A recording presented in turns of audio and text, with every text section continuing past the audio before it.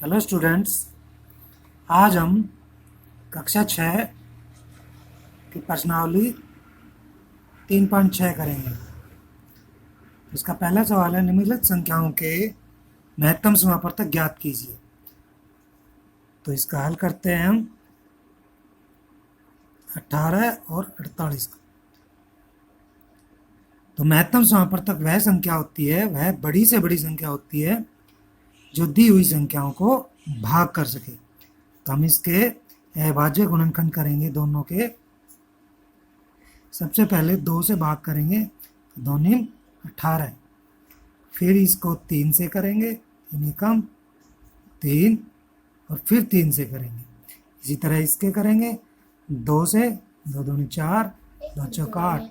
फिर 2 से करेंगे, 2 एकम 2, 2 दूनी 4। फिर इसको 2 से करेंगे, 2 छकी 12। फिर 2 से करेंगे, 2 तिया 6, 3 एकम 3। तो इस तरह करते चलेंगे जब तक 1 ना आए। तो 18 के जो गुणनखंड हुए, अभाज्य गुणनखंड, वो हुए हमारे पास 2 × 3 × 3। और 48 के गुणनखंड हुए हमारे पास 2 × 2 × 2 × 2 × 3। अब जो इसका महत्तम समापवर्तक है दोनों का, वो होगा 2 दोनों में है, तो 1 2 ले लेंगे जोड़ा बना के, और 1 3 ले लेंगे। तो इन दोनों का जो महत्तम समापवर्तक हुआ वो हुआ 6। 6 ऐसी संख्या है जो दोनों को भाग करती है। अब इसका भी भाग करते हैं, 12 और 45 और 75। तो 12 का, 45 का और 75। 12 का गुणनखंड करते हैं 2 से, 2 छकी 12। फिर 2 से जाएगा, 2 तिया 6।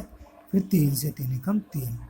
इसी तरह 45 जो है वो 2 से नहीं जाता, क्योंकि इकाई का अंक 5 है। 3 का जोड़ 9 है, तो इसलिए ये 3 से भाग हो जाएगा। 3 एकम 3, 1 बचा, 3 पंजे 15।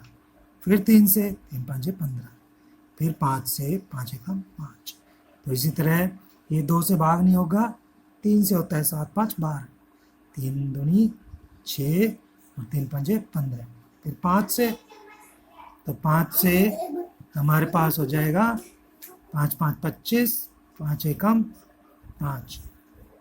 तो 12 के जो गुणनखंड हुए हमारे पास 2 × 2 × 3, और 45 के हुए हमारे पास 3 × 3 × 5, और 75 के हुए हमारे पास 3 × 5 × 5।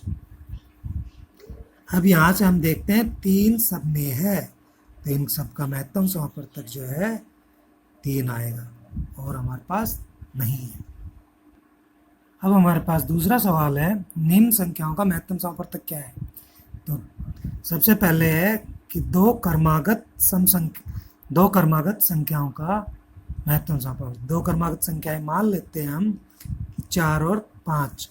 तो 4 के गुणनखंड हो गए हमारे पास 2 × 2 × 1, और 5 के गुणनखंड 5 × 1। तो इनका महत्तम समापवर्तक क्या हुआ? इनका महत्तम समापवर्तक 1 हुआ। अब इसी तरह इसका बी भाग है, 2 क्रमागत सम संख्याओं का महत्तम समापवर्तक। तो 2 क्रमागत सम संख्याएं मान लेते हैं 4 और 6। तो 4 के जो गुणनखंड है वो हमारे पास है 2 × 2, और 6 के गुणनखंड 2 × 3, 2 × 3। तो इनका महत्तम समापवर्तक हुआ 2, क्योंकि 2 दोनों में है। सी भाग है इसका, 2 क्रमागत विषम संख्याएं। तो विषम संख्याएं हम 3 5 मान लेते हैं। तो 3 के गुणनखंड 3 × 1, और 5 के गुणनखंड 5 × 1। तो इनका महत्तम समापवर्तक भी क्या आया? 1 आया, 1 दोनों में।